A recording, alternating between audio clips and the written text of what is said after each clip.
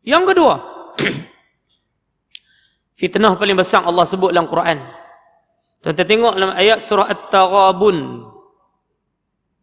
Allah Subhanahu wa taala berfirman dalam ayat surah At-Taghabun ayat yang ke-14.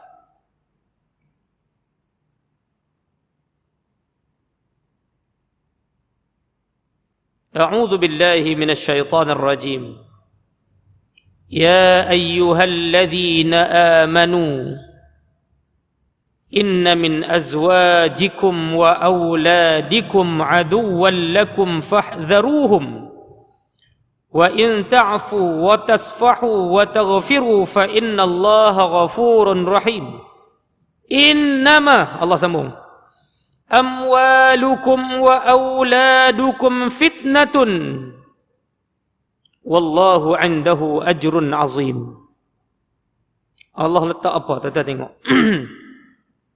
Hai orang mukmin, sesungguhnya di antara isteri-istrimu dan anak-anakmu ada yang menjadi musuh bagimu. Bukan semua isteri bagus. Isteri Nabi Lut alaihissalam, tuan-tuan tengok apa jadi. Sebaliknya tuan-tuan tengok isteri Firaun, apa jadi? Isteri Nabi Lut lawan syariat dia. Isteri Firaun wanita salihah yang beriman kepada Allah. Nampak? Terbalik. Dan isteri-isteri Tuhan sebut dan anak-anak ni kadang-kadang dia jadi musuh bagi kita. Berhati-hatilah kamu terhadap mereka. Dan jika kamu memaafkan dan tidak memarahi serta mengampuni mereka, sesungguhnya Allah Maha Pengampun lagi Maha Penyayang. Dan Allah sebut, innama amwalukum wa auladukum fitnah. Sesungguhnya hartamu, anak-anakmu merupakan satu fitnah, satu cobaan hidup bagi kamu. Wallahu indahu ajrun azim. Dan di sisi Allah pahala yang lebih besar. Betul tak tuan-tuan? Allah letak harta dulu, kemudian anak-anak. Betul tak harta jadi fitnah kepada kita? Betul jawab dia. Tanya orang tak boleh mai rumah Allah. Tanya orang yang tak boleh mai sembahyang Jumaat. Tanya orang yang tak boleh mai menadah kitab mengaji tentang agama, hukum hakam agama. Apa jawab mereka? Kalau disebut tak dan sibuk, sudah pasti bersangkut dengan urusan dunia. Sudah pasti bersangkut dengan harta, sudah pasti bersangkut dengan anak-anak. Tak ada benda lain. Itulah fitnah. Tuan-tuan, waktu kita susah, hati kita takarrub dengan Tuhan, dengan Allah Azza wa Jalla. Waktu kita susah, sujud pun lama, doa pun khusyuk, sembahyang pun hati kita berserah sepenuhnya kepada Allah. Dan kita suka membuat kebajikan waktu kita susah. Ada 100 orang meminta derma nak buat pagar masjid, kita boleh bagi 50. Tapi waktu kita kaya senang lenang tuan-tuan, masa untuk Allah sudah jadi sikit. Harta bila pengaruhi akal dan minda kita, waktu sujud kepada Allah, belum tentu Allah ada dalam hati kita. Waktu kita ada 100,000, belum tentu 50,000 kita boleh bagi dekat masjid. Waktu kita ada 150 boleh bagi. Waktu 100,000, 50,000 boleh bagi tak? Belum tentu. Nampak? Kita sedekah kerana lebihan harta kita. Itu perangai kita umat akhir zaman. Kita ada 300 dalam dompet, tabung masjid lalu, tengok hak sebelah tu. Pos ni kita ni, dompet kita ada dua bilik. Satu bilik hak not 50 dengan 100 dia buah asing. Satu bilik lagi hak RM5, hak 10, hak RM1. Betul ke tak? Dia tak akan tarik hak 50 dengan 100. Dia akan cari hak RM1, RM5, RM10. Sebab apa? Itu dah agak lebih. Hal lebih dah, dia tak mau pakai, dia bagi. Sahabat ridwanallahu alaihim ajma'in, dia bagi apa yang dia perlu. Tu beza dia. Dia bagi apa yang dia perlu. Dia benda tu dia nak kena pakai. Tapi bila sebut sedekah, harta dia akan bagi yang dia nak, yang dia sayang, dia akan bagi. Tu beza dengan kita.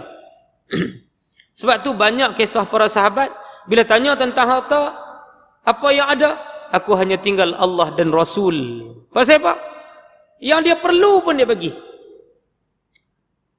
Sebab tu harta tidak menjadi fitnah kepada mereka.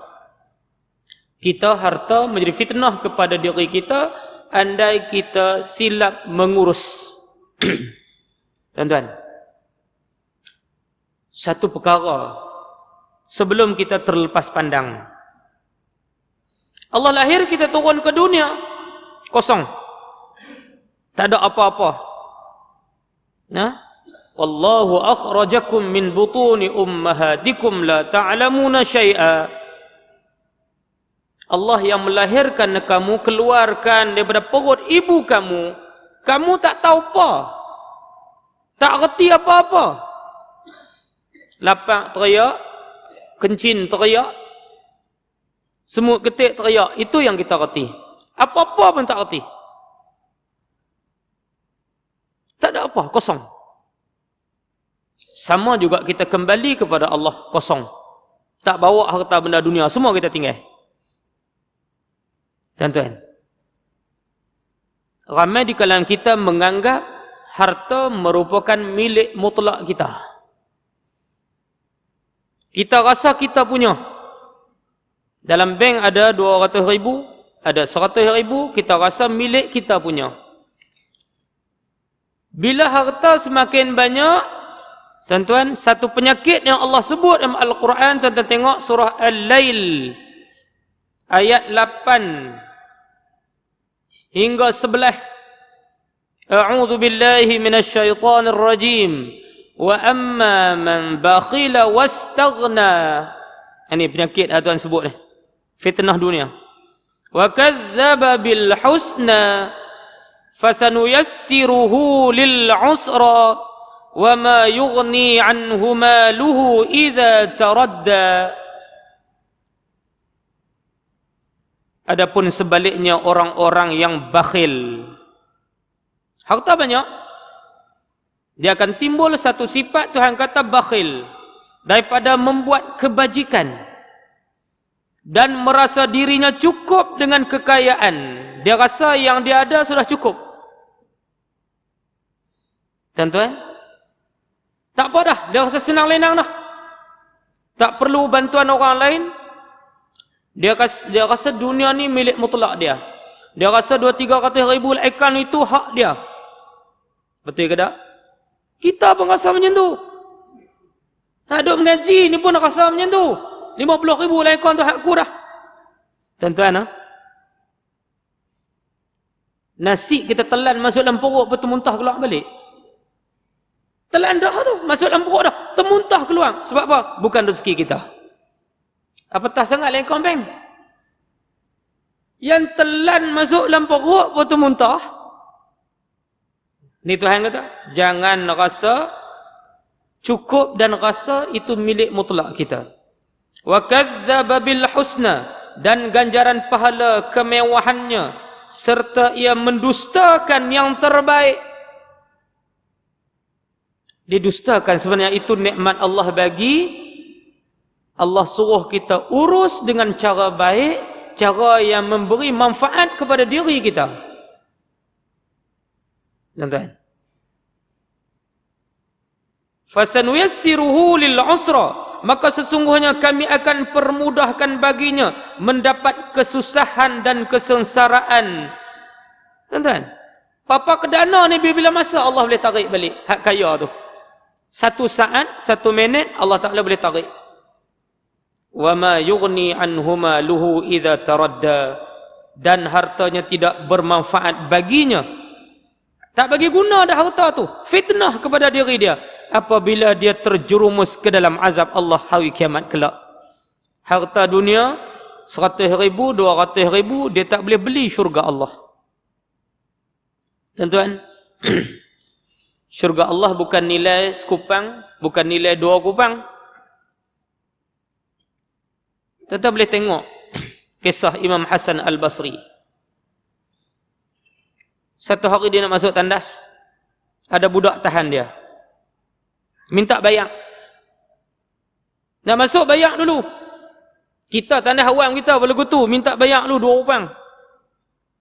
Nak buat ayat besar 5 rupang, mahal sikit. Imam Hasan Al-Basri menangis sampai kering air mata dia. Budak tu kata, wahai orang tua, masuklah kalau tak ada duit. Dia kata, bukan aku tak ada duit. Masalahnya sekarang, tempat sehina ini, tempat sebusuk ini,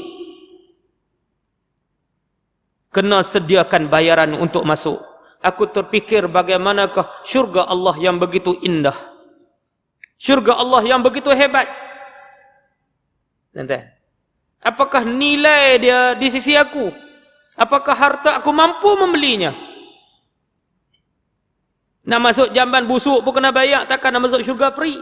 Duk rasa harta tu boleh bagi manfaat dah. Cukup dah. Hidup kita mewah dah. Tuhan kata jangan. Aku boleh tarik bila-bila masa.